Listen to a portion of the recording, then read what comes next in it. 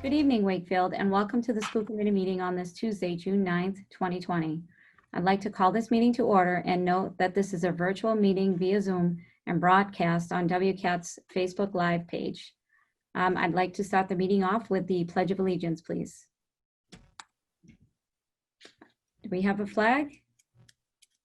I pledge allegiance to the flag of the United States of America and to the republic for which it stands, one nation, under God, indivisible, with liberty and justice for all. Thank you. Next, I'd like to read the mission statement. The vision of the Wakefield Public Schools is to graduate students who are confident lifelong learners, who are respectful and caring members of their community. Our mission is to prepare students for college, career, and community by providing rich and challenging curriculum, high-quality instruction, and educational experiences that meet their individual needs and interests. Next on the agenda is the public comment section. And keeping in line with the remote participation guidelines, we ask that anyone from the public who wishes to comment should do so via email to either myself or Doug.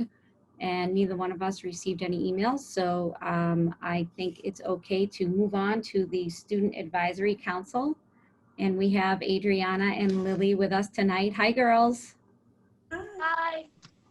How are you guys? How was senior week? It was fun.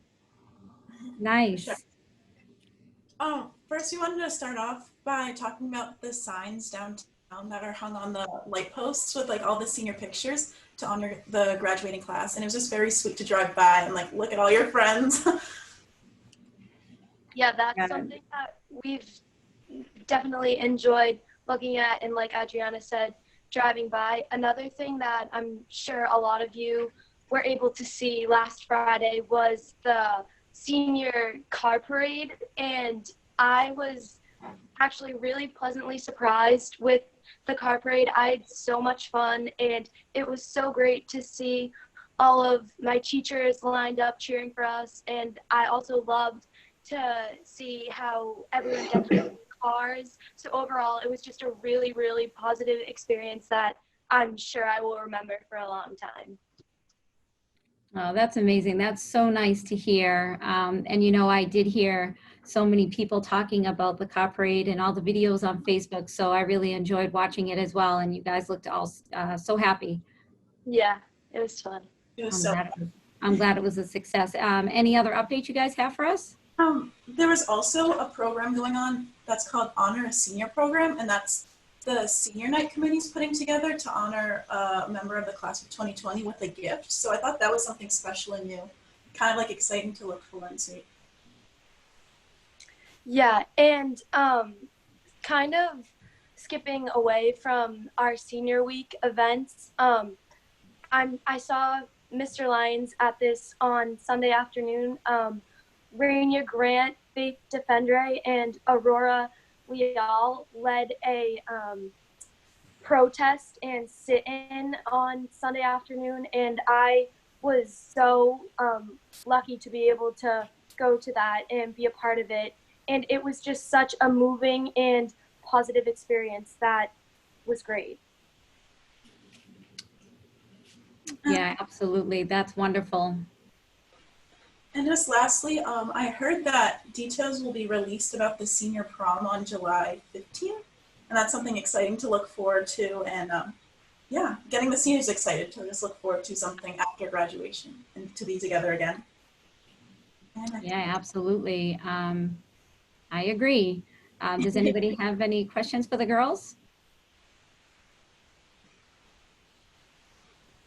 Thank you for joining us. No problem. Amy? Hi, yep. Would I be correct in assuming that this is the last meeting for the girls for tonight? I thought that they were going to go through June, see if they keep the streak going. But Well, I actually thought that they might be back in the fall because they did such a good job. We certainly want them back. But is this no, seriously, is this the last meeting for? I mean, I would assume that this is the last meeting, but this is just such a year of unknowns. Normally, you know, everything is kind of you know, but they're more than welcome to come back if they would like for our last meeting in June. But yeah, it's up to them. Yeah, well, anyway, so the reason why I was looking at was one, that we wanted to make sure that we had a chance to say goodbye and to say thank you. But it may be great. I don't know if you two girls are up for it, but there's one more in June. And it might be nice to hear, you know, sort of post-graduation events, you know, what you thought, what your classmates thought. I mean, you guys were great in keeping us up to date and giving us ideas and giving us, you know, feedback, both feedback for things that we aren't doing, things that we should be doing, things that we can't do. But, you know, feedback is really important, right? It really, really is. Feedback is, you know, just because, you know, not everything went the way that we all wanted it to go. I think just as everything that you guys talked about, from the banners to the parade to last week's senior activities to even the Wakefield item today and the salute to the class, I think some really nice things have come around. And I think if you guys could come back one more meeting and give us some feedback, you know, post graduation, that might be nice. But I want to make sure that if this is your last meeting, that we all have a chance to say thank you, and you two would, and your class officers were just terrific, keeping us in the loop and giving us ideas, and just really solid leaders. You guys make Wakefield proud. Thank you. Thank Yeah, you. You absolutely do. Yep, Colleen? Yeah, girls, I was just wondering, could you speak to the overall morale in your senior class? You know, given what it took to get to last week and all the planning and, you know, the different options that we were looking at, but after seeing, like Amy mentioned, seeing the parade footage and everybody's posts and everything, it, you know, and pictures don't always show the full picture, but it really seemed like it was such a positive event to sort of move forward. You know, you guys, the pictures that I saw, it was really quite a celebration. And I was just hoping that your overall morale, I know you girls, not you always are positive, going into this weekend. Do you feel like your class has a positive outlook going forward? That, you know, it really is quite a celebration of your efforts. I definitely think that before the car parade, morale was honestly probably not that high, but just because everything had been so hectic and the plan of the small group graduation was just announced. But the car parade definitely has, well, I'm speaking for myself, and I know a lot of my friends and other peers feel this way. The car parade definitely boosted morale, and like I said, it's just an experience that I truly will remember forever. Yeah. So answering your question, the morale is higher than it was at That's great to hear. last That's week. great to hear, because that's where you want to be, you know, and culminating your experience here. And it's just really such a celebration to see all of you together. And it felt like, you know, even though you were in separate cars and some of you were together, it really felt like you were together as a class. And it was so nice to see. So congratulations to getting there. Good for you. Thank you. Thank you. Anyone else? Okay, so do you girls want to come back for our last meeting in June? It's up to you. Sure, I'd be happy to. Yeah, I'll be there. Oh, that's awesome. Oh, thank you so much, because I definitely was not ready to say bye to you guys tonight. Oh, I'm excited. That's great. Well, thank you guys so much, and I'm so happy that you had a great week and you enjoyed the car parade. And I just want to, you know, wish you guys congratulations, and looking forward to seeing you this weekend at graduation. So lots of good stuff going on for you guys. So I'm really happy for you. Thank you. You're welcome. Hey, Amy, Yes. just a note that the next meeting isn't going to be Tuesday, it's going to be Wednesday, so that the girls know that it's not the 23rd, it's the 24th, right, Amy? Yeah, I just haven't, that's under my chair comments. Yeah, I for wasn't the sure if the schedule. girls were going to stay that long. Yeah, so there's a chance that our meeting may be moved from Tuesday, June 23rd to the 24th. And if that is the case, then we will certainly make sure you get that agenda that shows that information. Perfect. All Okay. right. That sounds Thank you, great. girls. Thank you. Thank you. Thank you so much. Okay, do we have a consent agenda? Susie? We do. So it's for approving the minutes. Yes, thank you. Yep. So move that the school committee approve the minutes of the May 26th, 2020 school committee meeting and accept the minutes of the May 21st, 2020 and May 28th, 2020 school committee finance and facility subcommittee meetings as presented. Second. Okay, motion has been made and seconded. Any discussion? Hearing none. Motion has been made and seconded. A roll call vote, Judy. Mr. Markham, Yes. Ms. Fortier, Yes. Ms. Baer, Yes. Ms. Purcell, Yes. Mr. Callahan, Yes. Ms. Guida, Yes. and Mr. Flynn. Yes. Okay, thank you. Moving on with the agenda, we have business budget items. So Christine, that would be you. Good evening, everyone. So tonight we have the financial reports in front of you. It's almost hard to believe this, but this is the 11th month of the fiscal year. This is all the way through expenditures and encumbrances, all the way through May 31st. As you can see, we've spent and encumbered 98% of our local budget with about 2% left. This was, May was the month that we issued the retro payments to teachers on the 29th. So the majority of the balance that's left is in personnel services. Keep in mind, however, we still have 6 payrolls for teachers in June, and those 6 will be at their new higher rates. So we anticipate processing all of those teacher payrolls by the last week of June. Again, you'll see a couple of negatives in instructional supplies due to encumbering technology. Chris, I see your hand up. Yeah, I mean, even though there are 6 payrolls that are a higher rate, it's already been encumbered, has it not? All the teachers are encumbered. I just didn't encumber for June at the new higher rate. So it's just the difference, not the entire payroll. I'm sorry, I couldn't hear you. So it's just the difference that's not encumbered, not the entire payroll. Exactly, just the difference. And we forecasted that amount, so we've got it covered.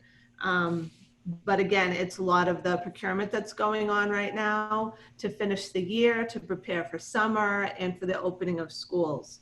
You'll also see, I think it's on the 3rd or 4th page, the last page, the revolving account line. You'll see that the preschool tuition line is in a deficit because of the encumbrances for the teachers. So what I've decided to do is to charge all the June payrolls instead of to the revolving account to the general fund and to wipe out that encumbrance so that revolving account will not be in a deficit. None of our revolvings will be in a deficit by the end of June. So we're going to do that for school lunch and for the Doyle preschool program. Those are the only 2 programs that are have expenditures but are not generating revenue right now. But overall, we're in good shape for this fiscal year. We were notified today by the town that we're going to be reimbursed probably in the next week. The $106,000 worth of COVID expenses that we've paid out to date. The town got some CARES Act money, so they're going to reimburse us what we've spent out to date. And they've asked us for FEMA to forecast what we're going to be spending in the next couple of weeks for PPE as well. So there's a lot of moving pieces, but we're just preparing for the next phase of this fiscal year and the start of next fiscal year. I'll just pause right now. Does anyone have any questions? Tom? Hi, Christine. How are you? Hey, Tom. I know you said we've spent just about 98% of the budget. Do you anticipate we're going to spend the whole budget, the whole 100%? That other 2% will be used up? Definitely, definitely. Between what we need to purchase and to reimburse those revolving accounts, we are going to spend everything in this budget. Very good, thank you. Any other questions for Christine? The next item is the payroll warrant. We had 3 payrolls in May. It happens about twice a year because of the fiscal year. And you'll see the last payroll was much larger because of the teacher retro pay. And I think we just need a motion to accept those payrolls. Yep, motion. Yep, move that the school committee approve payroll warrants number 44, number 46, and number 48 as presented. Second. Motion has been made and seconded. Any discussion? Hearing none. Roll call vote, Judy? Mr. Markham? He's frozen. A yes. Ms. Fortier? Yes. Ms. Vare? Yes. Ms. Purcell? Yes. Mr. Callahan? Yes. Ms. Guida? Yes. And Mr. Flynn? Yes. Thank you. Do we have, I see on here it's a motion for gifts, but I didn't see that on the motion sheet. No gifts? Unfortunately, no gifts this week. We've been lucky. We have been lucky. We've been very fortunate. Yes. Thank you, Christine. Nothing further from you? Nope. Thank you, Okay. everyone. Thank you. Moving on to chair comments. Just a quick note, like Susie had mentioned, with the impending town election scheduled for June 23rd, and keeping with our past practice, I'm looking to move the Tuesday, June 23rd meeting to Wednesday, June 24th. If you could all let me know if that works for you, that'd be great. I already reached out to Doug and that works. So if we can move forward and possibly do that on the Wednesday, that would be great. Colleen?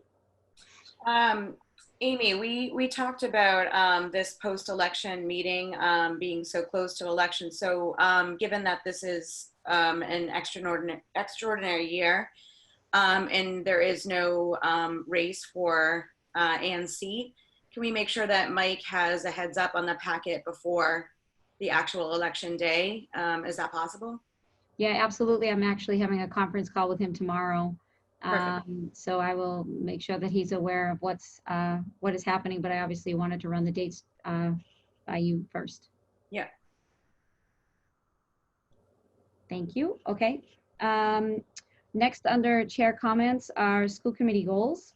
It's that time for us to start thinking about our school committee goals for the upcoming year. So if you would all reach out to me in regards to any thoughts or ideas you might have, that would be great. School committee schedule. I sent you all the draft schedule, and Susie brought it to my attention that the April 20th date is actually during school vacation. So I'm planning to work with Doug to figure out a different date on that, and I will keep you all posted. But other than that, I feel like the dates worked. And thank you, Susie, for bringing that to my attention.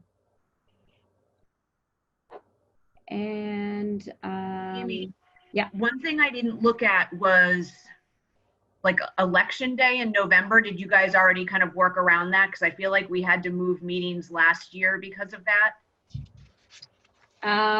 It looks like November 10th and the 24th are the election day. I mean, are the meeting days for November. Yep, and we're fine. Yeah. Yep. Okay, cool. Okay, next is the retiree recognition. We plan, oh, sorry, Chris. I'm just wondering if, barring a resurgence of all this COVID stuff, would town elections be on the 20th or the 27th in April next year? We usually don't have a meeting on election day. Yeah, I don't know what the plan is. Did you have a comment, Doug? Yeah, usually we adjust the calendar as we need to. So we can figure that out and make any adjustments either in our next meeting or in the fall as well. Yep. Thank you. And this schedule is just a draft, so I just kind of wanted you guys to check it out, look through it, and just, email me offline if you have any other issues or suggestions. That'd be great. Next is the retiree recognition. We plan at the next meeting, which is now going to be on Wednesday, June 24th, to recognize our retirees. And I just wanted to give you guys all the heads up that that would be happening. And a school committee secretary update. After having a conversation with Judy, she has asked to rescind her resignation, in which I agreed. So Judy will be staying with us as the secretary. So thank you, Judy. We're happy you're staying with us.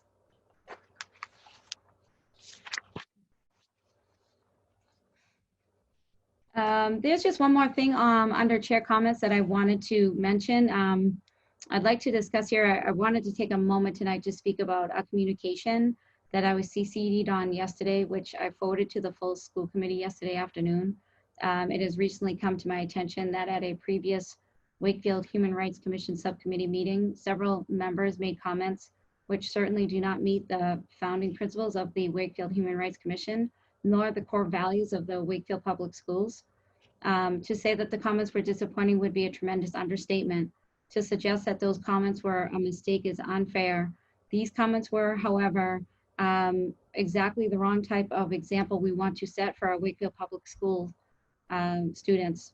In the coming weeks, it is my hope that the town council and the school committee, as the appointing authorities to the Wakefield Human Rights Commission, engage on how we can make the situation right and how we can avoid anything like this ever happening again, because Wakefield deserves better. I just would like to see if anyone has any comments in regards to that.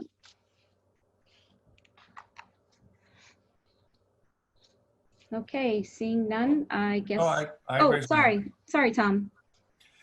No, no problem at all. No. So Amy, thank you very much for making that statement and for bringing it up. Obviously, it's not something that was part of the conceived of agenda, but it's certainly appropriate and timely.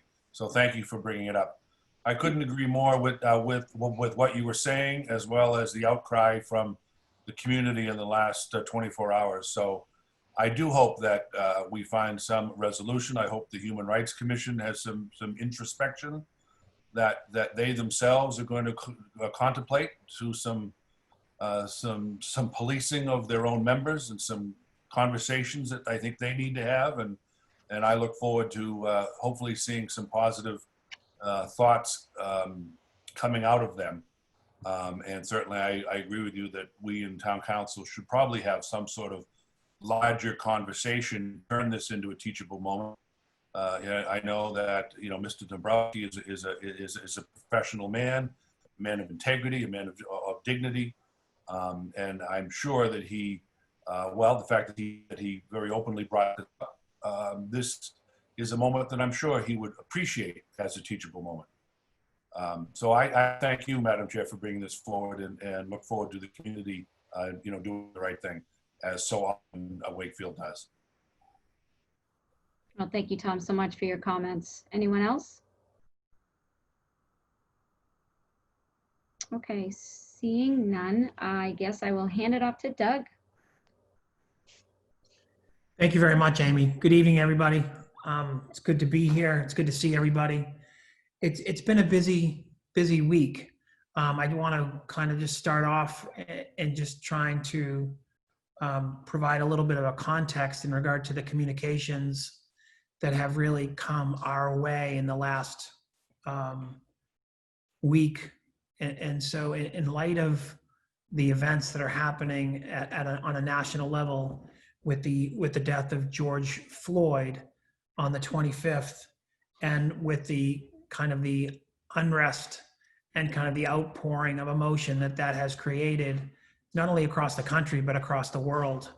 Right now, I believe about 18 countries and every state in our country has had a protest to kind of stand against anti-racism and kind of violent acts that are perpetrated often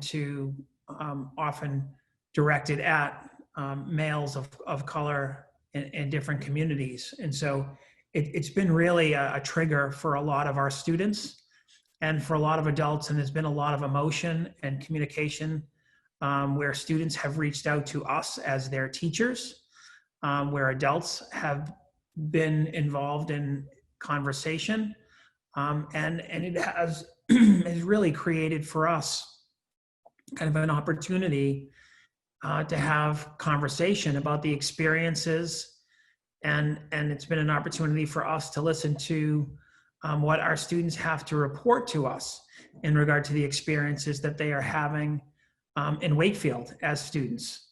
And so, one of the things that we have sought, and that leaders around not only the state but around the country, they're really trying to find the right words to capture what is happening when the words are really insufficient. And what's most critical, I think, at this point in time for us has been not to kind of find the perfect words, but really to try to reach out and connect with our students, connect with families, connect with one another, and to really just listen to how people are feeling.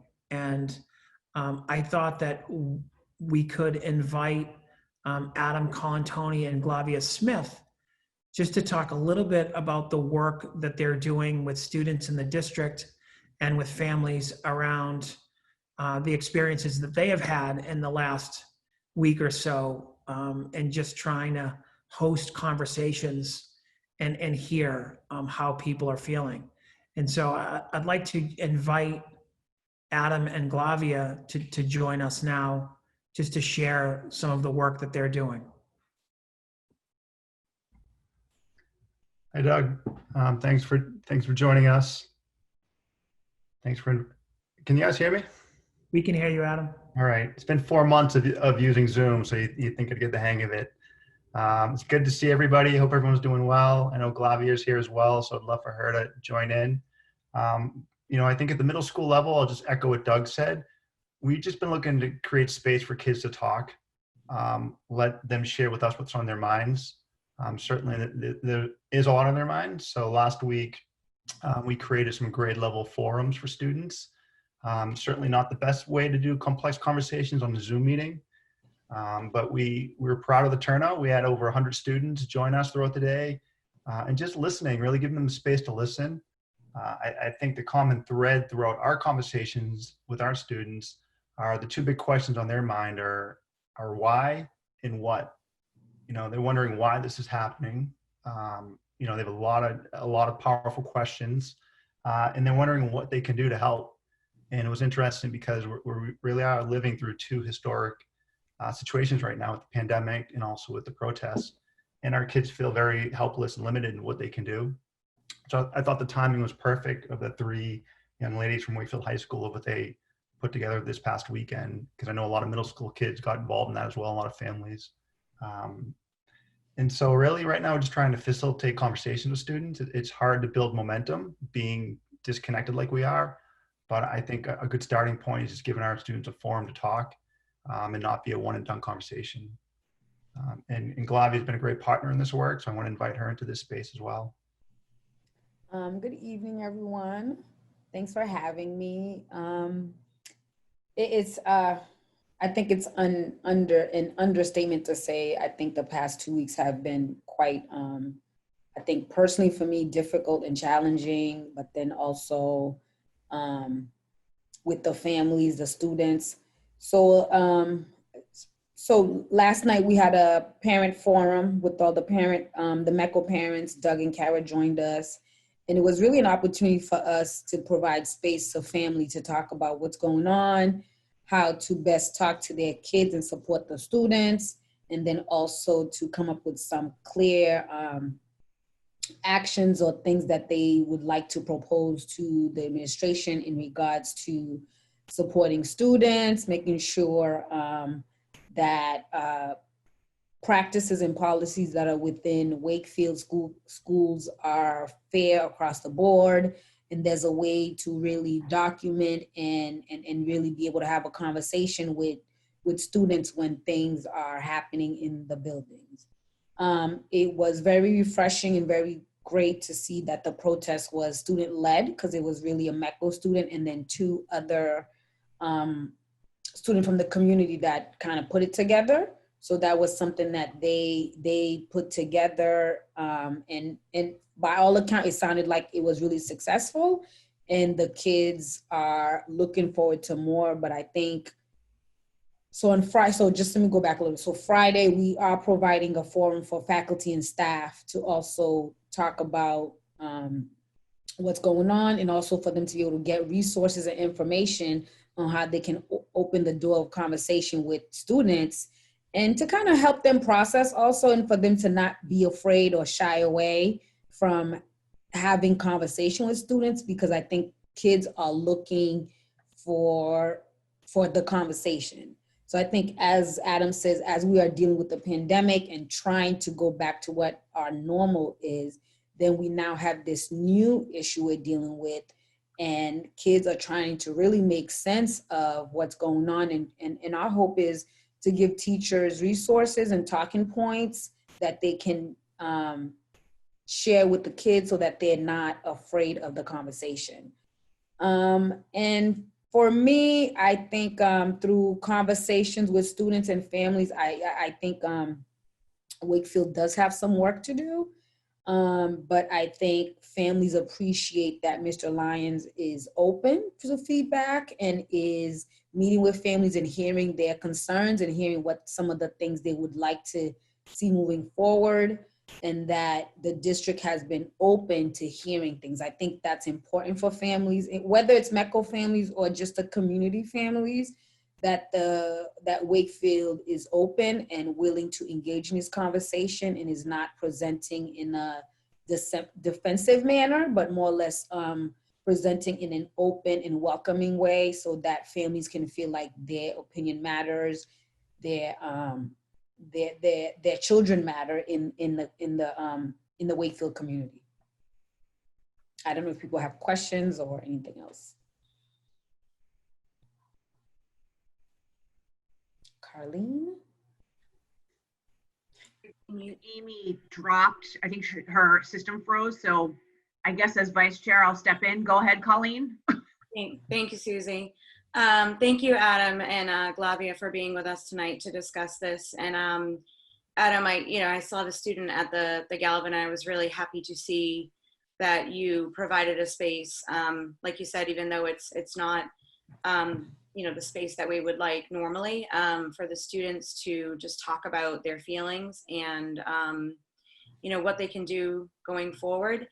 My question for Glavia is, after the conversations that you had and the meeting that you had with Doug and Kara last night, and there's just a little amount that I am exposed to myself, what do your families and students, our Boston families and students, are they able to sort of pinpoint what type of action and what type of listening and what type of education? Because for me personally, I look to read and books and all of that, but there's so much information out there. You want to sort of, collect the information that is factual and helpful, without being dismissive and without being, insensitive to the issues that we don't struggle with, So I didn't know if your families were able to specifically speak to, in Wakefield, what can we do to embrace, the conversation more than we already have. And I feel like we, like you said, Glavia, we provide an open space for conversation, but clearly we need to do a better job. So is it action? Is it education? Is it listening? What would they define as most important? Do you want me to answer, Doug? Because I have the list. I was going to say, Glavia, I took notes too. If you want to start, go ahead. So I can go. Okay. So I did write down some of the action things they talked about. So one was definitely to provide the MECO students a forum for them to talk. The second is a discussion around continuous training and PDs for staff and faculty, and to provide trainings that to the point where, because I think what happens is when we provide PDs, there's a lot on the list. So there's so much on the list, people can kind of pick and choose what they want. So there should be PDs, regular PDs on the schedule that address conversation on diversity, equity, and inclusion, where teachers are and faculty are to take these, so that there is concrete tools that can be given to teachers on how to have conversation with students about anything, especially when we're talking about incidents that are happening in the classroom and teachers are witnessing what happens when those incidents happen. So that's one. And then another one is to create a formal grievance process that students can file grievances with an unbiased person, staff, faculty, that will be able to kind of take their grievance and address it in a way where both parties are able to figure out what's going on. And then the other piece, there was a huge talk on the anti-discrimination / racism policy, trying to figure out, is there an actual policy in place? And if there is, what is it? But also not only just having it, knowing what are the steps in it. Like one parent talked about how they know that if a student is being bullied or either doing the bullying or is a victim of it, they know that there are certain steps that needs to be taken in order to address those concerns. However, they do not know if their child comes to them and report that an incident happened or some name calling happened, they don't not know the clear steps of what the district usually does in order to address that. So looking for like a clear definition. And I think in it, we did, families were informed that new policies are written and that new books are coming out. The new handbooks, school handbooks are coming out, and in that it will have the new anti-discrimination policy in there. And then we talked about, I think that was it. So I think there's like really clear action they're looking for in regards to the district, and then also making this, making the conversation about race and ethnicity and diversity a consistent conversation, and that we are having a consistent conversation with all families about what can we do to continue to make Wakefield a welcoming place for both their families of color that lives in the community, but also for the MECO kids that are coming into the community. Sure. You mentioned that policy subcommittee that Susie, Tom, and I are on with Doug. We actually did just update that policy, and we did talk about defining the process more, and I believe there's a form that is linked to the policy. Is it fair to say that we should make that policy more accessible to our Boston students, given the nature of the events and the conversation that we're having, or is that not something that we would look to do? Mm-hmm. I'm always leery when we're trying to institute things and we're kind of thinking about just the Boston kids, right, which is appreciated. I'm always leery about that.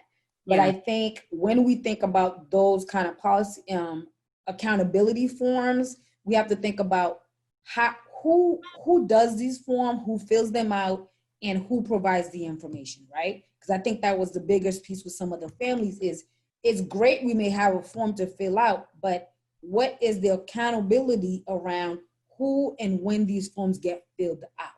Right. So if a teacher hears this and the teacher decides, oh, I got busy, didn't get to the form, when is this form supposed to really be filled out and by whom? Mm-hmm. And what is the follow-up? So I think MECO families should know clearly this is what the form is. But I think the entire district should know Absolutely. This is what it is, because I think teachers sometimes struggle on how to address things, how to say things in the moment.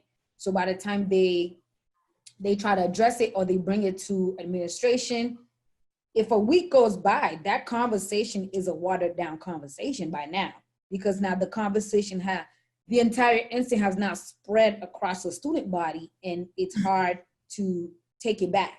So I think it's more of empowering and teaching staff and staff knowing that they can, and it is their responsibility to monitor some of these things that are happening. Whatever happens in the hallway, you're just as responsible for that if it happened exactly in your classroom. So I think that's part of the struggle some of the MECO families struggle with, is that when their kids go home and say, this is what happened, there's this feeling of the kids don't get believed until another student, which is usually a white student, can corroborate what they're saying is true. Right. And the families are feeling like it shouldn't have to be that. It should be, if my child says this is what they experienced, who is gonna make sure this form is filled out and it's filled out accurately, and then where's the accountability after the form? Yeah, that's a great point. I think, like you said, it's not just about making our information accessible to all, but really empowering the students to know that they have a voice and a process that they feel safe with, and open to making sure that that process is followed. So I think the PD around that is absolutely imperative. So I thank you for all your work and conversation on this. You're welcome. So I think I can add, one of the things we talked a lot about were restorative practices and restorative justice programming.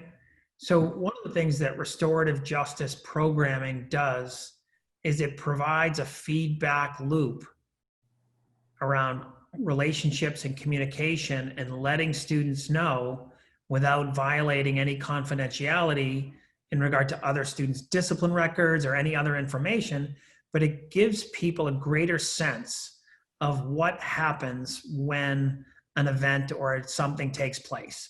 If someone makes an inappropriate comment or a racist comment and a complaint is made, right? And so there's work that needs to be done in kind of letting that student know who made that complaint, what then happened? What does that mean for our community, right? What action took place? And I think that's one of the principles of restorative justice, and kind of in the list of things that we need to do. And, I know Kara unmuted and was getting ready to add in here as well.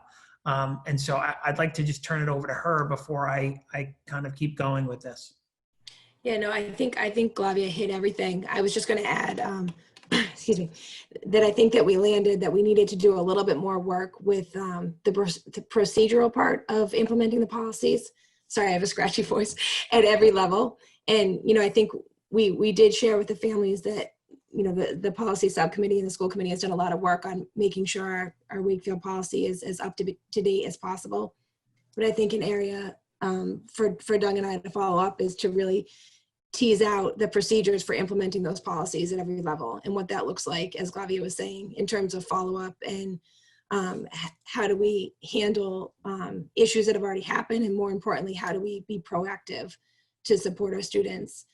Because one of the things we talked about last night too was our worry not only about the issues that have already happened that students have brought forth, but those that they're maybe holding inside, and just the need to have those safe adult relationships so our students can share with us about their experience. And, it was particularly notable to me that parents wanted opportunities to share their experiences, their input, and to just give us things to think about in terms of how we can take care of their students when they're here in Wakefield, and things that we might not even be thinking about, just to better the experience for all of our students. So those were some big takeaways for me. Sorry. Can I jump in, Doug? Of course. One of the takeaways from my student conversations at the Gallivan across all 4 grades is a big component is education in our curriculum. And I think that's a piece we really have to dig deep into as district leadership, is what do we bring into the classrooms for students to learn, historically as well, about institutional racism, about the history of our country, about confronting our country, taking the good with the bad about our history. And, and I think that that's a big area of growth for us, is bringing in these complex conversations through our curriculum and creating more education and awareness in that space as well. And hopefully through that, we'll we'll see less and less issues of insensitive language, because kids will have a better sense of what things mean, and the power of them. So, I'm excited to jump into that space, with Kara and Doug, and kind of see where in our curriculum, social studies, new standards this year. The timing was interested in 5th grade. They're just doing this civil rights unit right now from home. This would have been an amazing opportunity in school to be working on that unit in the 5th grade. And in 8th grade, the whole 8th grade year is on civics as well. And they were just getting into some really interesting pieces as well. But I think it needs to be embedded every school year, not just certain grade levels. So that was one of my takeaways, is our kids spoke to us and said, we learn more about things outside of school than in school about the history of our country. I think that was a powerful piece I took away. Thank you, Adam. We've gotten a tremendous amount of feedback this week, and I want to communicate clearly and communicate well, not only to the committee, but anyone who might be watching, that, we've had a number of students who have reached out to us, Black and brown students who have reached out to us directly. One student has written a very thoughtful letter in regard to just some concerns that she had, that she wanted to share in regard to what it was like for her to be a student of color at Wakefield Memorial High School, and how she thought she was treated differently and felt different. We also have had, a number of kind of posts on social media. And we've also had a petition that has come forward with students, just trying to call out some behavior and some concerns, and we take all of these things very seriously. And so one of the things that Kara and Glavia and I have been doing is reaching out to these students and trying to listen to them and hear what their challenges are, and to actually go through the things that they're listing in their letters, listing on social media. And really at the heart of this, they want to be part of something greater than themselves. They want to make a difference. They want to be able to report things that they're concerned about and not be ridiculed for it, not be attacked for it, but to be able to say, these things were real for me when I was a student, and would you please listen to me? And I think that this is also what falls into the area of opportunity, where if our students are coming forward saying this is a concern for us, or this had a negative effect on me, these are areas that are opportunities. And I think, as Kara and Adam alluded to, and Glavia as well, there are opportunities for us to be better across the board, and not to defend and not to dismiss, but to really think about what we can own and what we need to change. And I think that we have done a lot, but we still need to do a lot. And that's particularly important. And because we are teachers, and because we're part of a larger system, this is where kind of the opportunity piece leads into responsibility. It is our responsibility to kind of take this on, to understand the experiences that kids are having in our school system, and to understand what we can take responsibility for and what we need to change to address those things. And I think that, Adam was spot on in regard to how we address race and how we address equity and how we address outcomes for students is something that's real, and it's not, we talk about social emotional learning like it's not something new on the plate. It is the plate. Well, I think that, racism and equity are also things that are kind of not new things on the plate. We didn't get here in a minute. We're not going to solve this in a minute, but there are things that we absolutely need to do in taking a more critical lens and a more critical look at our policy, at our communication, and in regard to how we are bringing people into this work. One of the things that has come out, and I know Susie Vayer can speak to this in a moment as well, but I think in our policy and communication work in our subcommittee, what's clear is that I think our policies are exceptional. What's also clear is that I don't know that everyone sees or understands our policies, right? And so we can have the best policies in the world, but if they're not felt, seen, and heard in practice, then we might not be getting the outcomes that we should be getting. And so I also don't want to miss an opportunity to thank the students that have reached out to us. And I especially want to thank Aurora, Faith, and Raina for having the courage to step up and really to plan something. And, you know, they too want to be part of something greater than themselves and want to see action. They want to see change. It's funny, in talking to the girls before the event on Sunday, you know, I think that they thought that they might have maybe 30, 40 people. And I think that they had quite a bit more. And I think that that really speaks to not only how people are feeling, but I think it also speaks to the care and the commitment that Wakefield has to this topic.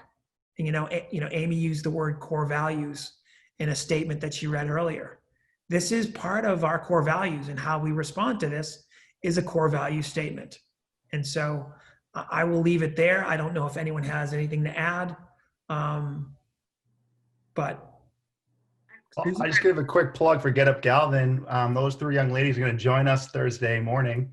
We invited them to be our guests on our Get Up Galvin morning show. So we're excited for them to speak to not only our Galvin audience, but Get Up Galvin's on WCAT as well every day. So we invited Raina, Faith, and Aurora to join us. I was personally very inspired by their courage and conviction and passion. And I reached out to them and invited them to use our forum to talk to our kids as well and families.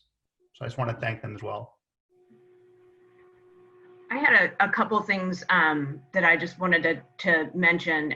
First, Adam, I've really appreciated kind of what you're doing at the middle school level. What I have found having two 7th grade children is that my kids are consuming a tremendous amount of content that I don't have any control over. And they are learning about terms and talking about things that I am like, holy moly, how is this happening? And I'm trying to get my arms around that.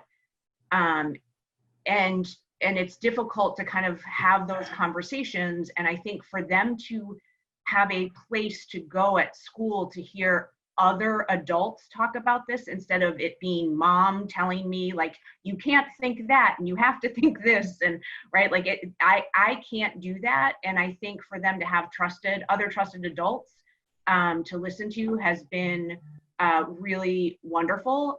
You know, my daughter has chosen to be a part of that. My son has not. That's okay. But I think the comments that you have made about trying to figure out how to bring that kind of into the curriculum is going to be really important, because I think particularly that middle-aged school age is really struggling with what is going on and how am I supposed to feel, and this friend says this, but my parents say this, and I kind of want to be like where my friends are at, but so it's been really challenging, and I really appreciate the work, Adam, that you're doing at the middle school, because it's helping my kids in particular, and I think it's helping kids in general, and I'm thrilled to hear you say that you want to do more kind of in that area. So that was kind of my first comment.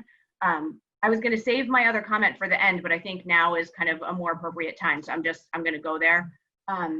So as Doug just mentioned, you know, there's been information shared this week by a couple of young women regarding incidents at the high school that have left me very concerned. And if those students who shared those experiences, or any student of color is listening right now, I want you to know that I am listening and I am hearing you, and I'm sorry that this has been in your experience, and I believe we must do better.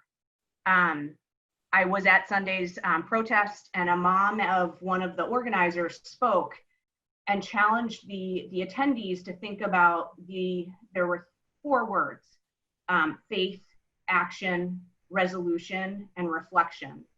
And she said, we must have faith that we can affect change. We must put that faith into action. Action can and should lead to the resolution of specific issues. And then when that happens, we should take time to reflect on the progress we've made and start all over because there's always more work to do. I believe we've got work to do in Wakefield schools. I have the faith that change can take place. I personally will take action to help resolve issues where I can. I don't have a lot of purview as a school committee member, but I'm going to do my best. I will reflect on the process and the progress we make. And I'm going to add another A word to this. I'm going to hold myself accountable to seeing this through. I heard your concerns and the anger in how you shared your experiences. I'm sorry this is what you've endured. I believe we can do better, and the time is now, and I want to be a part of that change.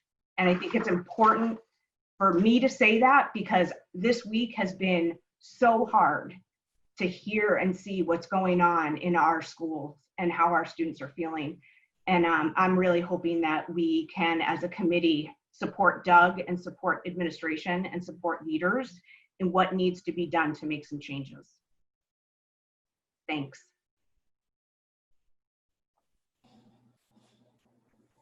I can't hear you.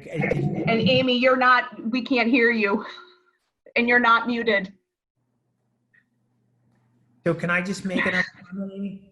I think Amy's having problems with her mic. I don't think her mic is working. Okay. So I'd just like to add, I don't want to miss this chance during this meeting to also talk a little bit about Mandy Lockley over at Greenwood that created an event for elementary students. And that happened at 10:30 in the morning ahead of the protest in the afternoon that was led by the high school girls. And so Mandy is a Boston public school teacher. She's a middle school math teacher, I believe. She did an amazing job, and there were probably 80 students or 80 people, obviously at a social distance and being safe and wearing masks, but it was really a nice gathering behind the Greenwood Elementary School on Sunday morning, where people very thoughtfully talked about as well the events that are happening nationally. They sang the Greenwood School song. They sang This Land Is Your Land. So again, very developmentally appropriate, but really just really set the stage to make space and to really model for our younger students how they too can participate. And, as Adam said, the what, what can we do? And so I think that created a really nice space for students to do that. And so I don't know if there are any other questions on this topic before we move on, but I have my mic back. I just had one comment to Glavia. I just really want to thank you for joining the meeting tonight. And the information that you provided to us is so important and very informative. And I do agree that the communication is key. And the more that we open up those communication lanes, the better everybody will be. And I do think that as a school committee role, I think it's kind of ironic tonight that we're talking about school committee goals. And I really think this should be one of the things that we make a priority in working with you. And maybe you could even help us come up with some school committee goals that you think would be appropriate for the METCO program, and making sure that all voices are heard. That's extremely important, and I do think it will help, and I want you to know it's a priority of mine. Thank you. is it okay to move on, Amy? Before Tom had his hand up, but I could be wrong. Yep. Sorry about that, Tom and Chris. Okay, Tom first. Good. No, thank you. Let me just to very quickly also thank Glavia and Adam for joining and for bringing up not only in a matter of how timely this is, but as important as the issue is in general. I would like to think, would hope to think that we should be having this conversation all the time, not just in the wake of the horrific national events that are in the backdrop. And I know that this committee and this community has been a part of the METCO program almost from its inception, and that's something to be proud of. But as everyone has said, including Doug being so eloquent we have a lot more to do. The fact that we were, part of the medical program from the beginning or near the beginning, sort of says the type of community that we want to be. And unfortunately, we're not there yet, but we have a lot of work to do. And I think we have the right, recipe and spirit. And I feel positive, at least I want to feel positive about the outlook, the type of things that both of you have reported back so kindly and so timely. We have a lot to do, and I want you to know that I as well certainly sign on 110% to work hard and to work as a community member and a community leader. Let me just also say, Susie, what an eloquent statement that you made. If you're looking for a second or you're looking for additional signers, count me in. That was just outstanding. Those words, the sentiment, and thank you for saying that. You certainly, so count me in. I think that's wonderful. And just let me make a very quick final thought to the work that's going on at the Galvin in particular. We want to be able to model some of the difficult conversations that you're having, around the district. And I think some of the difficulties that we seem to be having, or at least the difficulties that are being reported, and the realities and the perceptions of them all, especially being reported relative to the high school, we have a lot of work to do there. But it just sort of in echoing what Doug said, I was excited to be part of the Greenwood event on Sunday morning as a Greenwood neighbor and a parent of 2 alumni of the Greenwood School.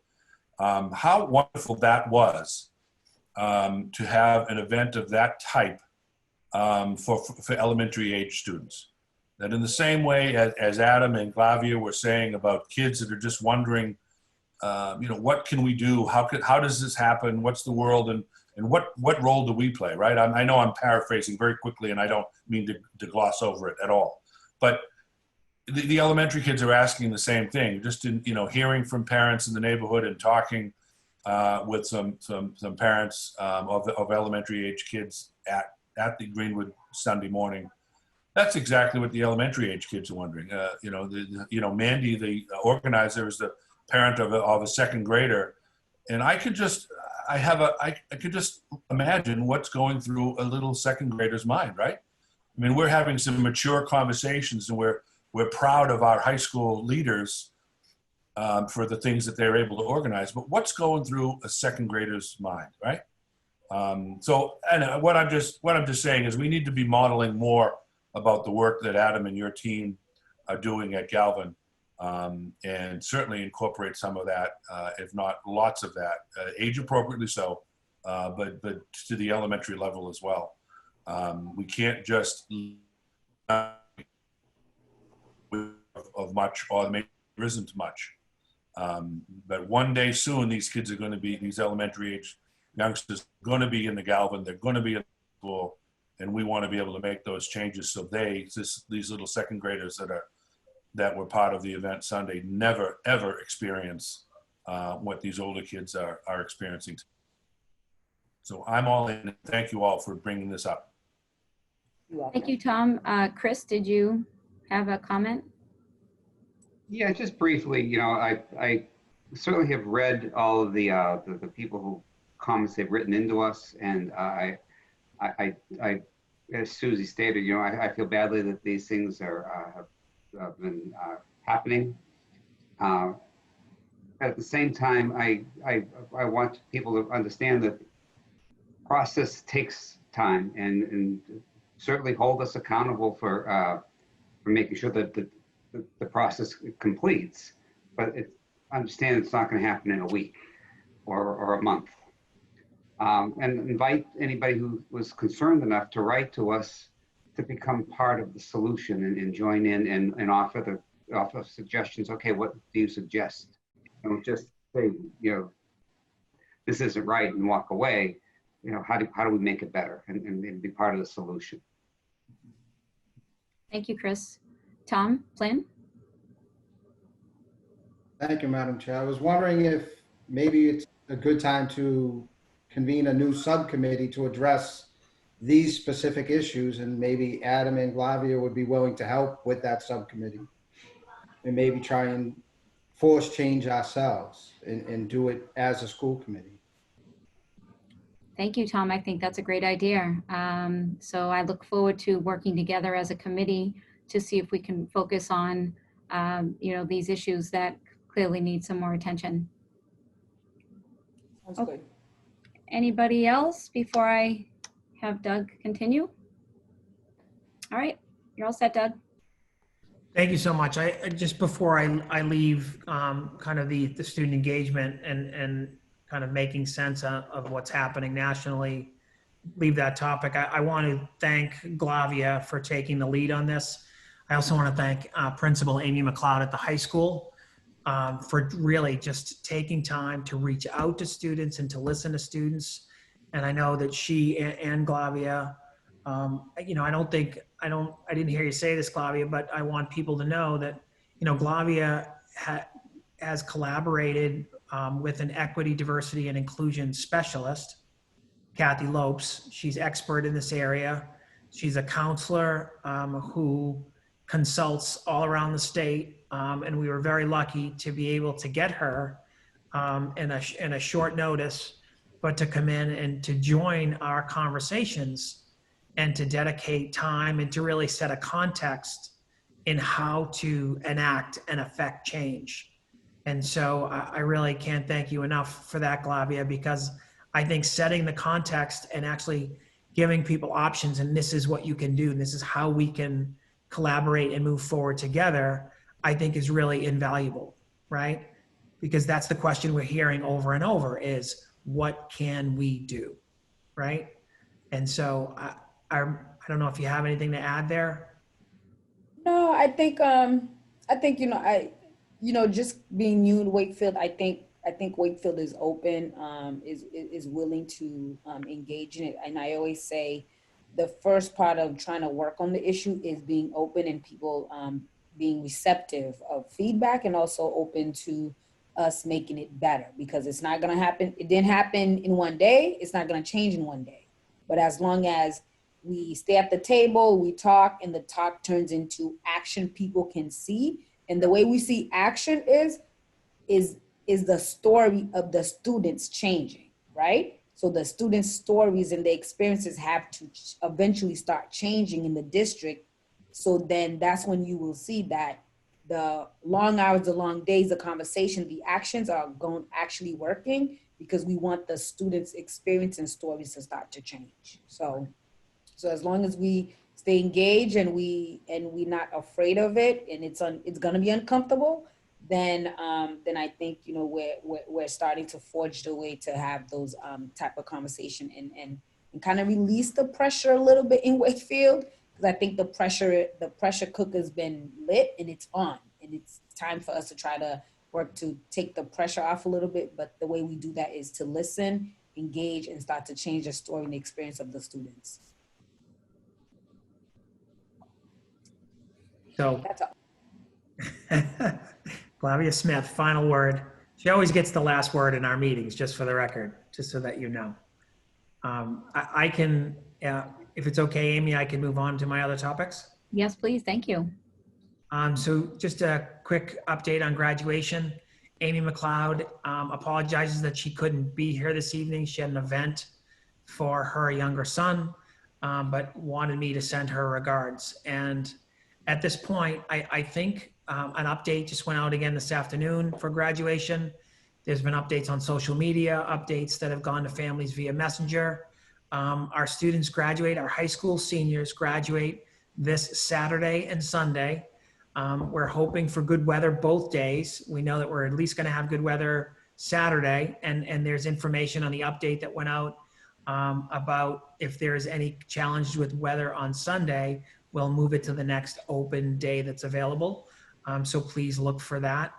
And so, we're going to be doing small groups And so this ceremony is a kind of a conveyance of diplomas, and we will be pre-recording all of our student speeches, as well as a speech from our new chairperson, Amy Purcell.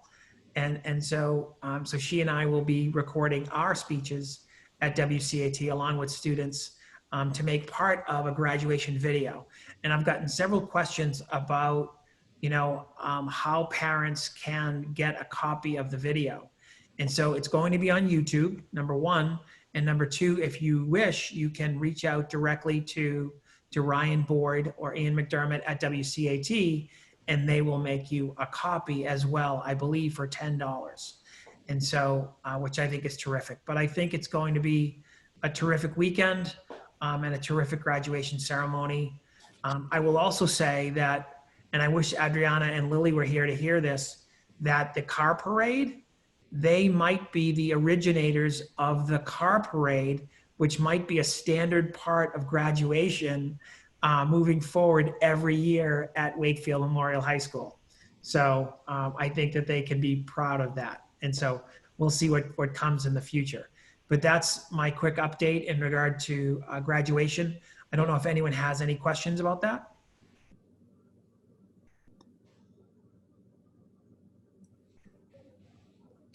Tom? Yeah, so Doug, just very quickly, it's not so much of a question as a very brief comment that the whole graduation celebration and festivities and what we as a community, what we as a school needed to do and should be doing for these graduates, obviously has been a pretty hot topic issue for the last month or more. And I just wanted to say both, as a school committee member, but more importantly, my forever more important role will be that of a dad and who's a member of the class of 2020. I just really wanted to thank you, thank the administration, thank Amy McLeod, thank her team, the counselors, the assistant principals, and others, and the working group that was assembled, and really everyone that contributed, both parents, and just everyone that came together to make the very best thing possible happen. It's not what we want. It's not what the students deserve at the end of 12 strong years. But it's something that the community was able to deliver in an honest, honorable, and dignified way. And I think the events of the last week, even as the girls spoke earlier tonight, I think the events of the last week have turned a page, hopefully, on the types of things that we as a community can do and do within the confines of some of the rules and some of the regulations that are outside of our immediate purview or authority. I'll leave it at that. And cooler heads are prevailing, and some really fun times were had last week. And I'm looking forward to the weekend, and I know that the seniors are too. But my messaging was just to really thank you guys. Got beaten up a bit, and while it would be awkward to say thank you for that, thank you for the perseverance and the professionalism at all times for you and the administrative team. So anyway, I just wanted to make that brief comment. Thanks. Thank you, Tom.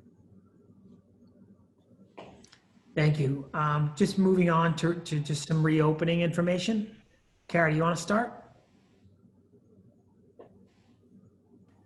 Did you freeze? Sure. You froze for a minute. Oh, sorry. You want me to start? Yeah, why don't you start and just lay out the points you want to talk about.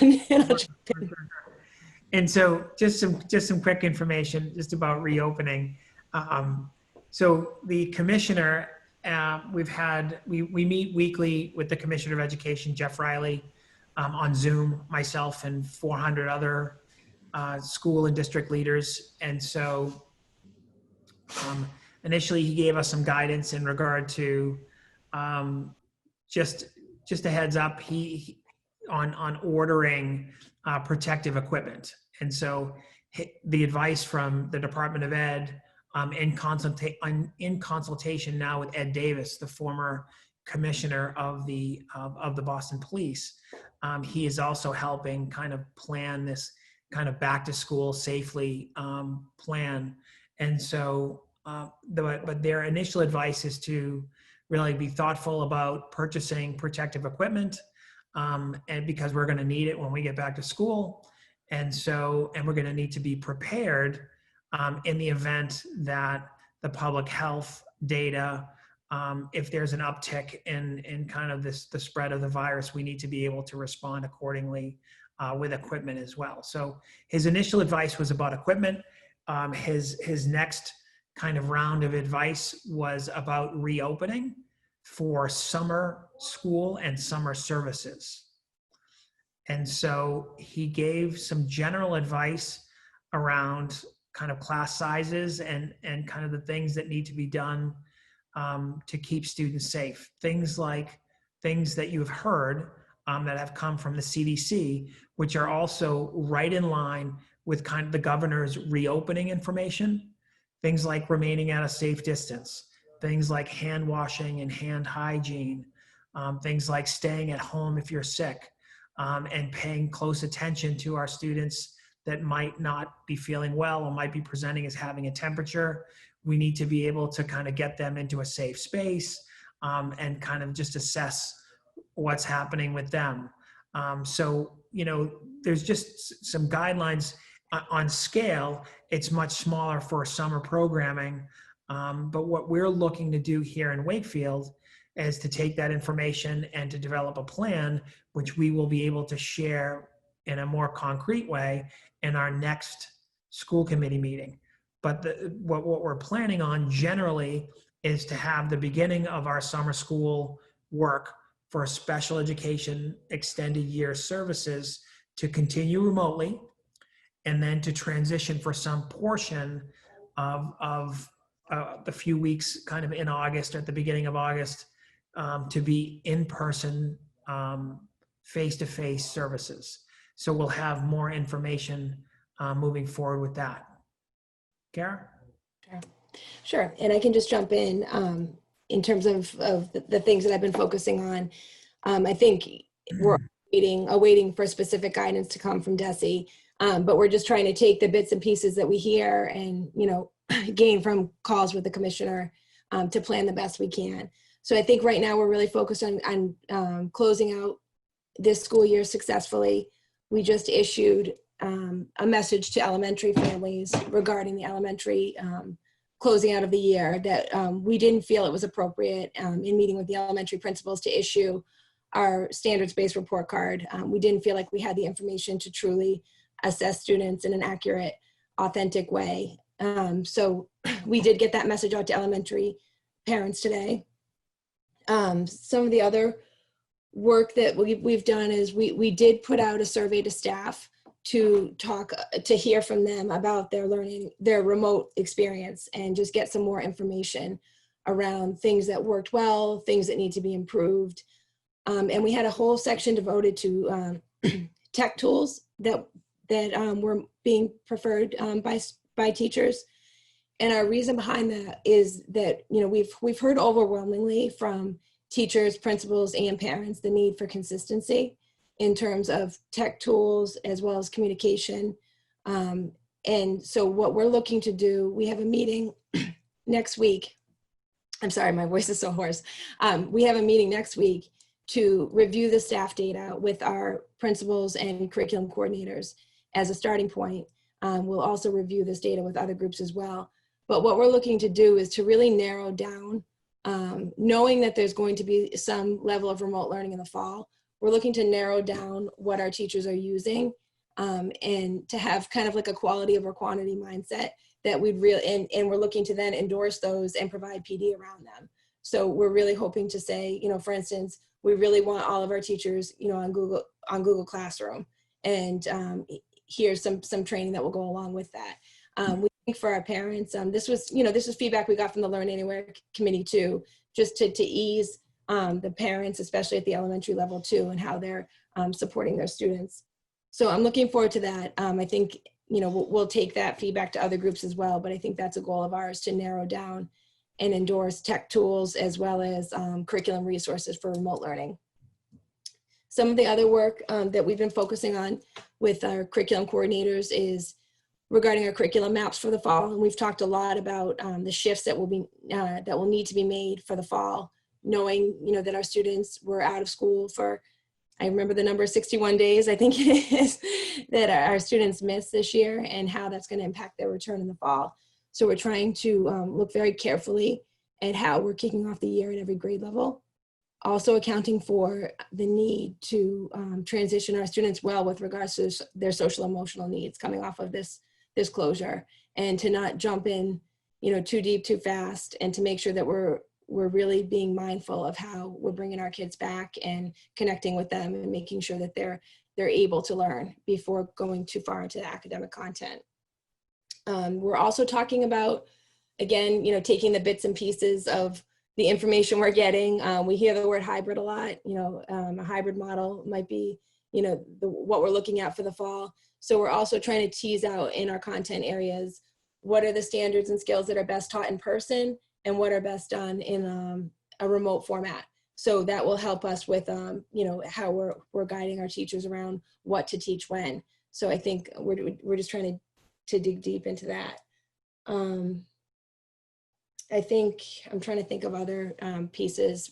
We've also, this week at the elementary level, I mentioned the brainstorming meetings that we were trying to kick off at the elementary level. I think they went okay. I think we maybe started them probably too late. Attendance wasn't quite where we wanted it to be.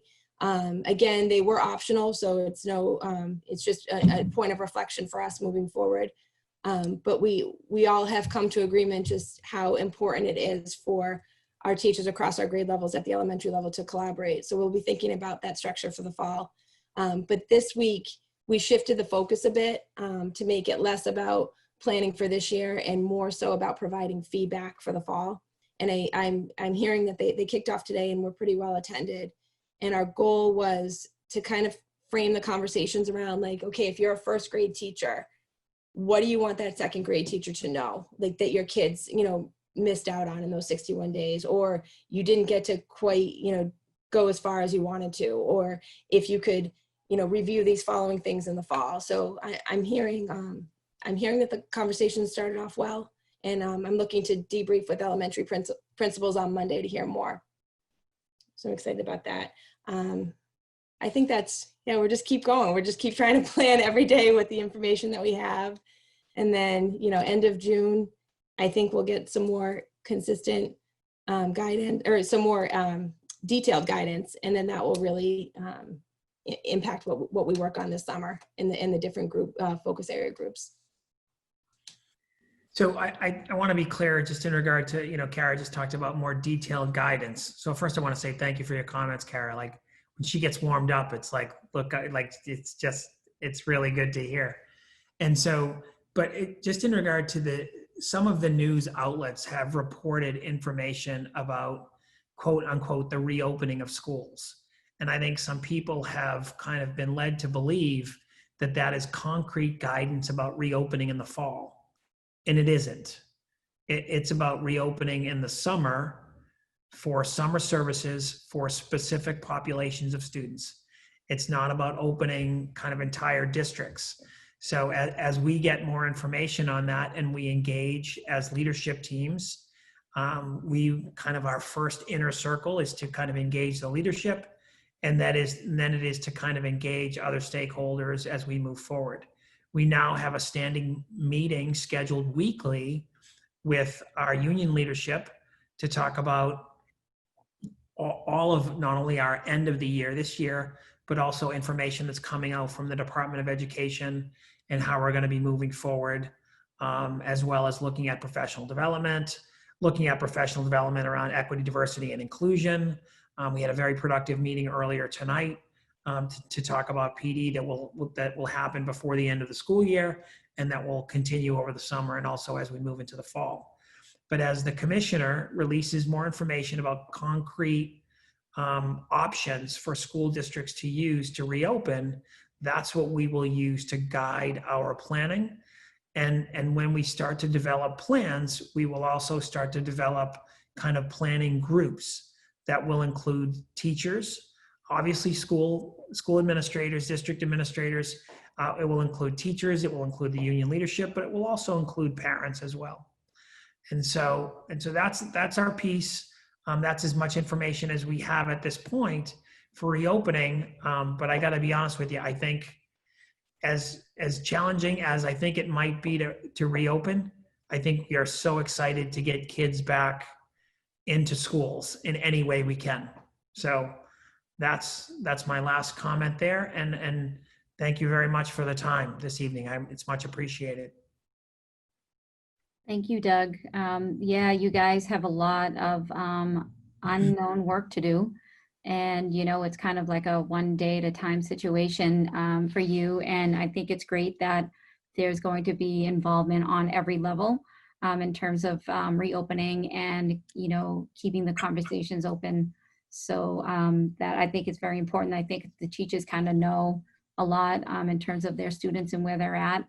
And, you know, in terms of transitioning to the next grade in the fall, I think it's important for them to, you know, kind of voice their opinions and give you guys advice as well. So I think it's a great plan thus far, and hopefully we can actually open in September, but I guess we will have to wait and see. Does anybody have any questions for Doug or Kara? Susie?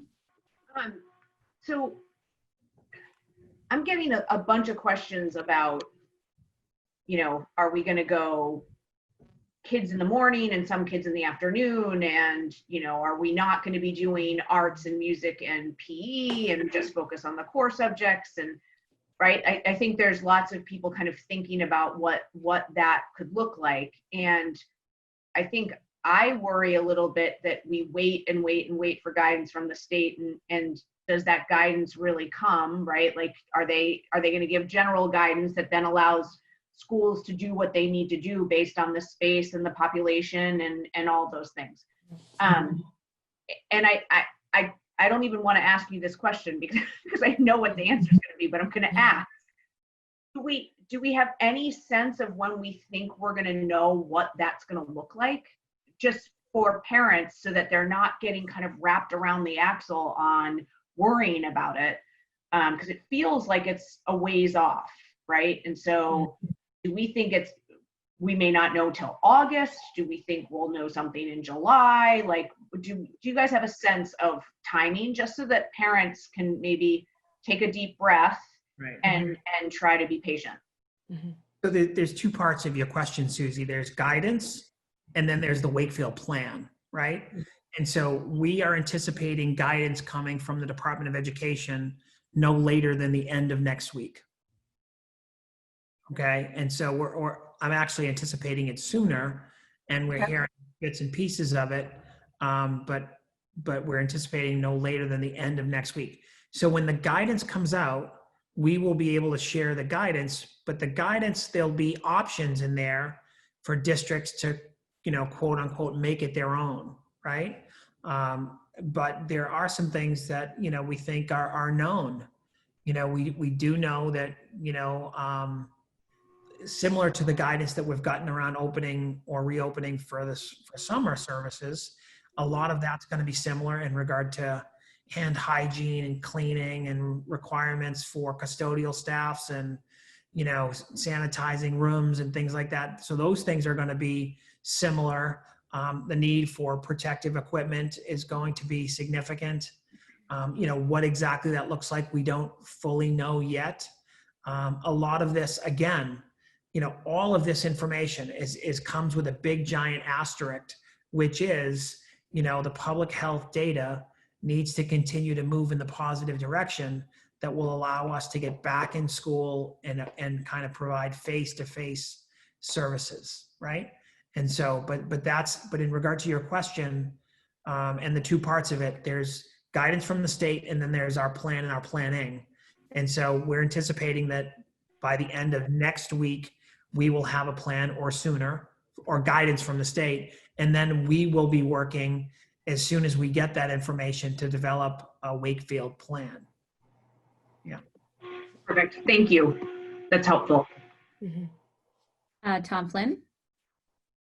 Off topic, I just wanted to go back about the Learn Anywhere and thank Doug and Kara for reaching out to the teachers about their experiences with distance learning. I know that I had brought it up prior, so I just wanted to thank you for actually reaching out to them. No, it was great. It gave us some really good information to consider.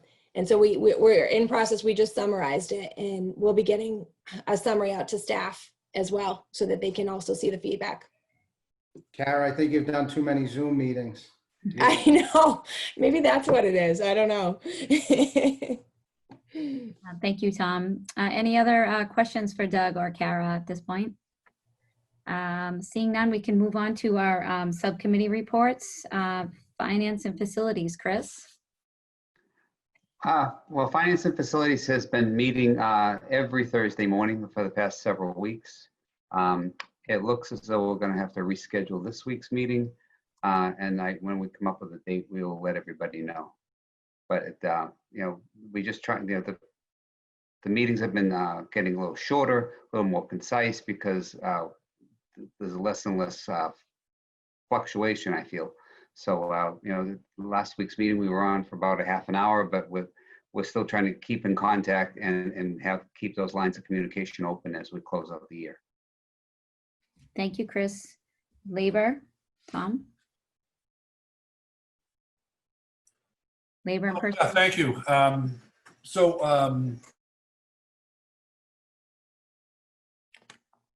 and I were talking earlier. I'm going to suggest that to the next couple of members of the table, excuse me, that thought and every. Tom, you're breaking up on us. I can't. We really can't hear you. Am I talking now? Am I being heard now?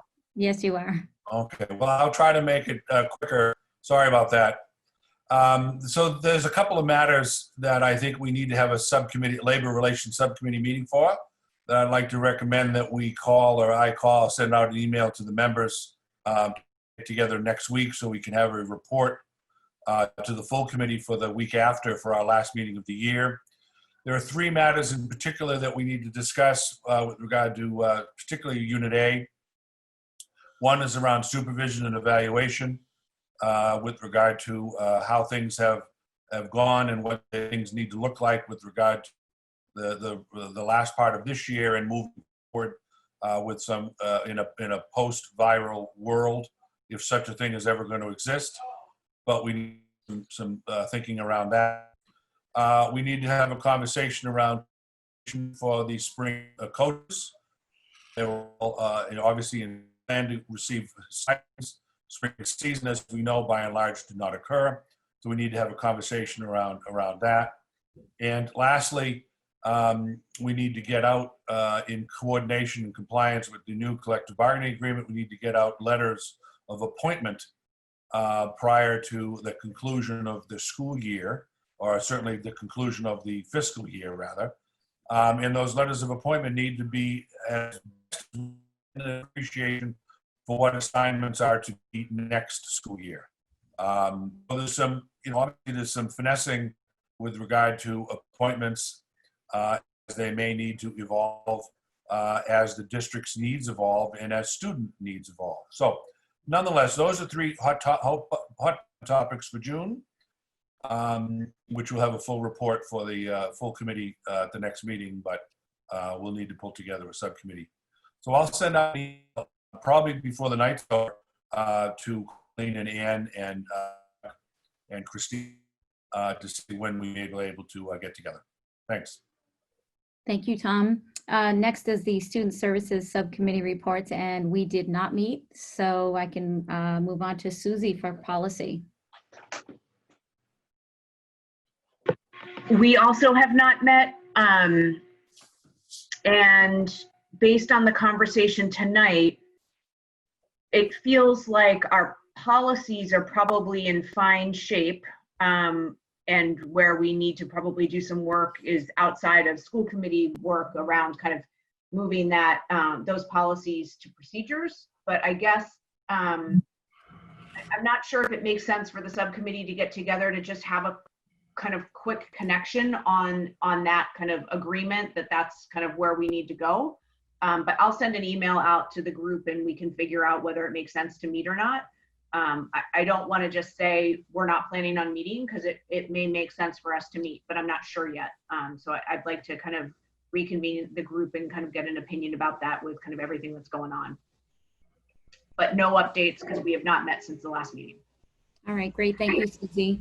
Moving on, future dates and agenda items. The next school committee meeting will be Wednesday, June 24th at 7:30. School committee comments. I just want to make note that this is officially Ann's last school committee meeting. So just keep that in mind when you are giving your comments. So Colleen, would you like to go? Sure. I'm never first. Just another quick congratulations to, unfortunately, the rest of our school committee members who are able and wanted to participate won't be able to participate, as I understand, in the celebration of our graduates this weekend. So I just want them all to know that we're there in spirit and we absolutely celebrate their accomplishments, and they won't be forgotten for a long time for their perseverance through this time. And Amy, we wish you well, and if you need water or breaks or snacks, you know, we can be on hand. And for Anne, it's bittersweet that, you know, this is your last meeting and you're moving on, but I think we all know that you're moving on to even more wonderful contributions to this community, bringing forward your knowledge gained here and your knowledge that you brought to this committee. It has been my absolute pleasure to work alongside you, not only as a friend, but as a committee member.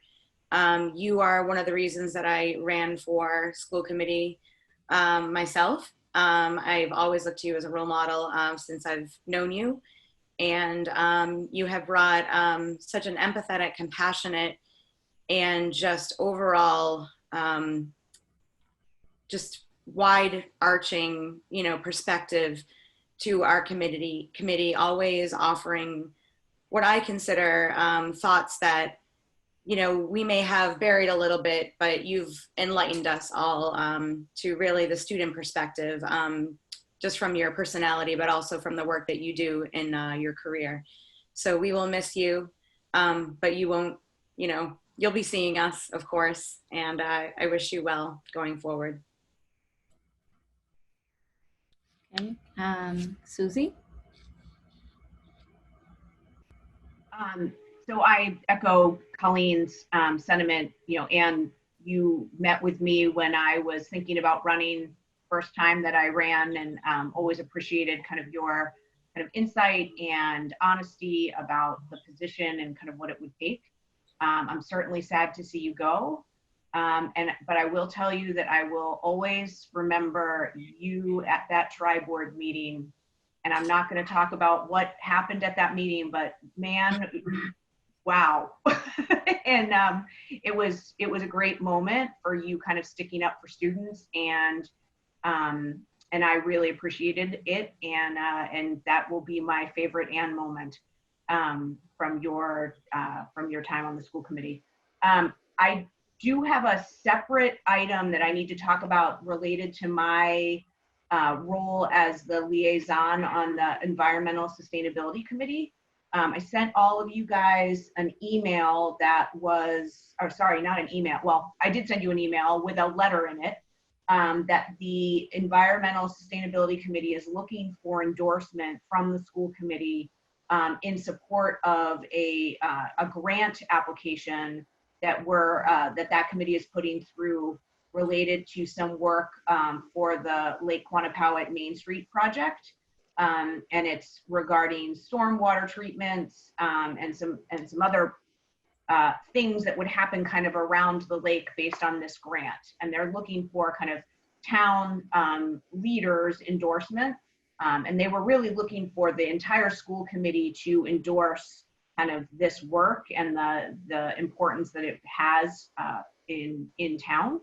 And so I was hoping to get agreement on this meeting that everyone is comfortable with us saying that this is the school committee and listing all of our names, kind of endorsing kind of the work that the group wants to do and kind of how the grant money would be used.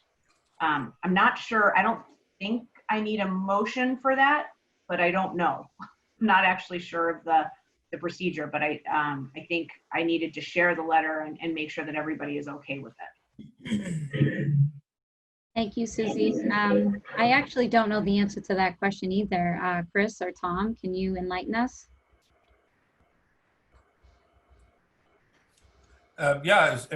My opinion would be that we should have it in the form of a motion if a member is asking the entire committee to endorse really anything, certainly something as valuable as this, and you want to attach either the school committee's name as a whole or never mind all 7 of our names individually. I certainly would support and believe that a motion should be made and cast.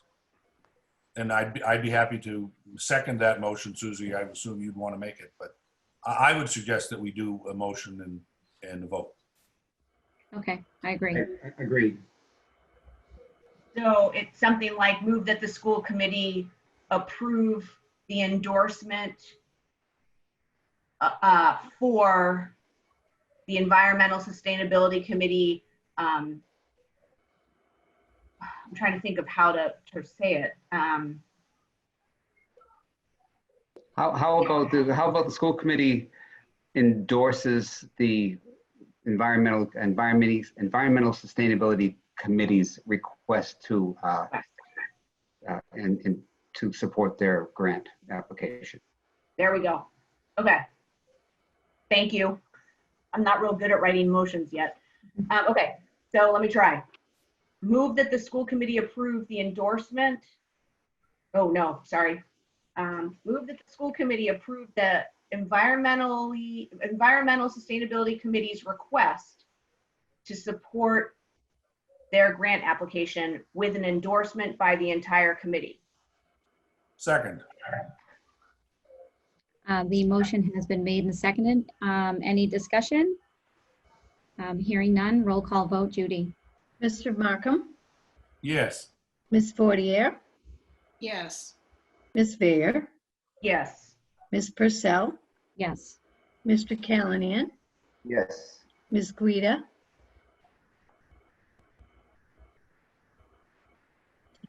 You were muted, Colleen. Colleen? Yes. and Mr. Flynn. Yes. Okay.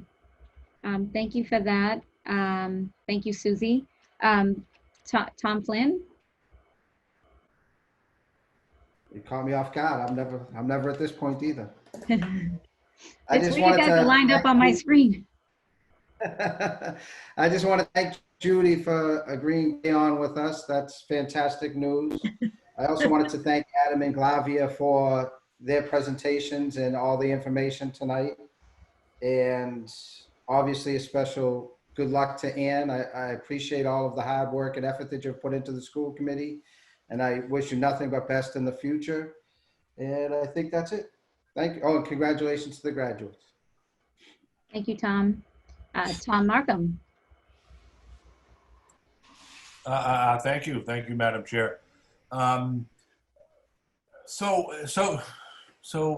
Ann, we're going to miss you a lot. It has been a pleasure. It has been enjoyable. Even our collective worst of days and most funny conversations have been nothing but a pleasure. Always professional, always focused. Really, you helped bring focus in so many ways. The fact that you joined the negotiations team with, in our second year or round 2, whatever we want to call it. Maybe we should have had you in round 1. We may have been gone a lot quicker, but you brought a sense of life and spirit focus to that I know that the rest of the administrative team and school committee team, and I'm sure the Unit A members also appreciated. You were vibrant and just so on point. I'm gonna certainly miss our conversations. Hopefully they won't end. We'll see each other around the neighborhood. But you've been a constant and consistent advocate for kids, and you've never stopped for 1 minute showing the rest of us that that's exactly the work that we're here to do. So I'm going to miss you. I know the community will miss you. Congratulations are more than in order, not just for your work here on the school committee, but for your development of the youth commission, your advocacy for that. You're going to continue to be an important voice for young people in our town, and Wakefield is better off, for it. So thank you for everything, and all the best, all the best. So, and I guess as a side note, I guess I've enlisted you to one more meeting. I didn't mean, I didn't even think about that, to be honest with you. So, but anyways, but thank you so much. And also, if I just may, congratulations, as we all have said, to the class of 2020. It has been a roller coaster, especially the last 4 months or thereabouts. Lots of sort of what I will call, sort of a thunder and tears, excitement and disappointments, and then excitement and disappointments, and it's not where we all want to be. It's the best place we can, and it's going to be okay. The class of 2020, we've seen it, right? We've seen it in the kids that have been before us, in their resiliency and their honesty and their just capacity. It's just impressive. The world will be in good hands when these kids hit the workforce and hit the public service sector. We all hope one day they'll be members of this committee, maybe, and doing better work for all of us. Anyway, so I just want to wish the class of 2020 all the best, and thanks again. Thank you. Thank you, Tom.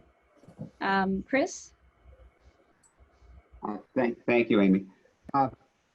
First of all, I like everybody, I do want to congratulate the class of 2020. It's certainly nice to see you're making the best of a bad situation, and you'll certainly never forget this experience. To Anne, you're always a class act, and I've really enjoyed serving with you, and I've learned a lot from you, and I hope to continue to be able to lean on you and I look for advice when I need some. Doug.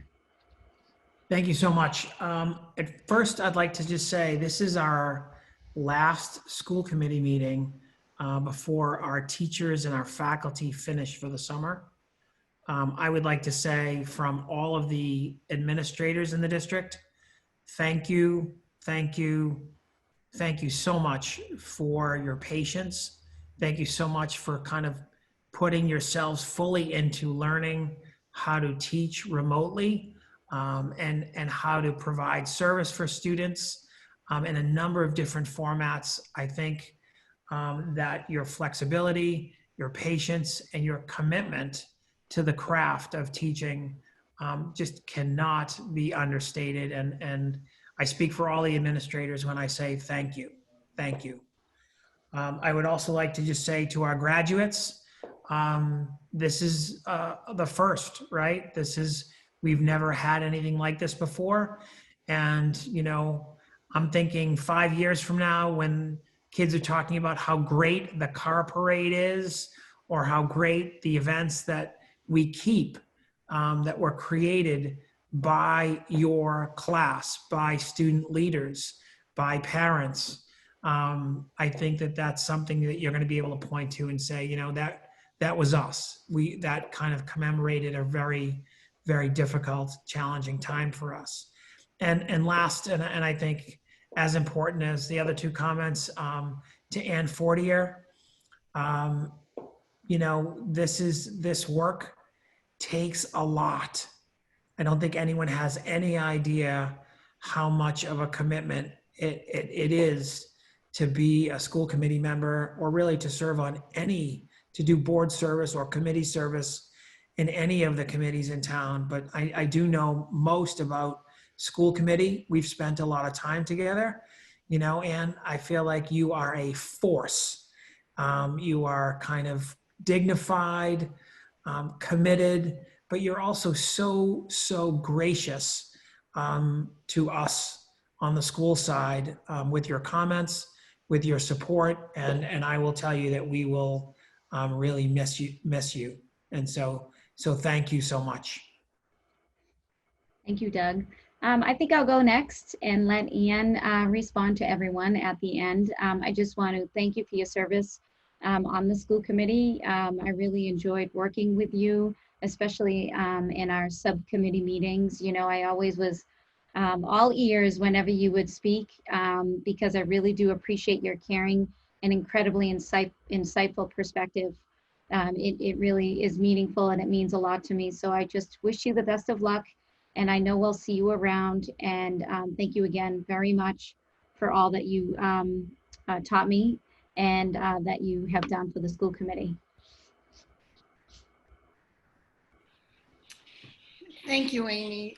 Thank you for letting me go last. This was not what I was expecting at all. I have no prepared remarks. And I'm disappointed no one said anything about the wonderful jokes that I've made. I've given you guys my best work, but so be it. This has been just a really tremendous, growthful experience for me. Didn't know I could grow more, but I certainly can. And this group of people that I've worked with over the past 3 years, I've never worked with more committed and more outstanding individuals in a group. I feel like we're aligned with the goal of making Wakefield Public Schools the best they can be through support of the kids, teachers, staff, and families. And I truly admire all of you and appreciate the time that I've gotten to spend with all of you as well. So thank you for the really kind words and the nice send-off. And Tom, I'll go to the meeting next week. Fine. And then to the graduates, holy cow, you made it. There's something symbolic about your year being 2020, right? Seeing clear-eyed, being able to view the world with a really clear perspective. So keep that in mind whenever you face any other adversity as you go through life. We're really rooting for you, and you'll have a really special place in our hearts. Congrats. Thank you so much, Ann.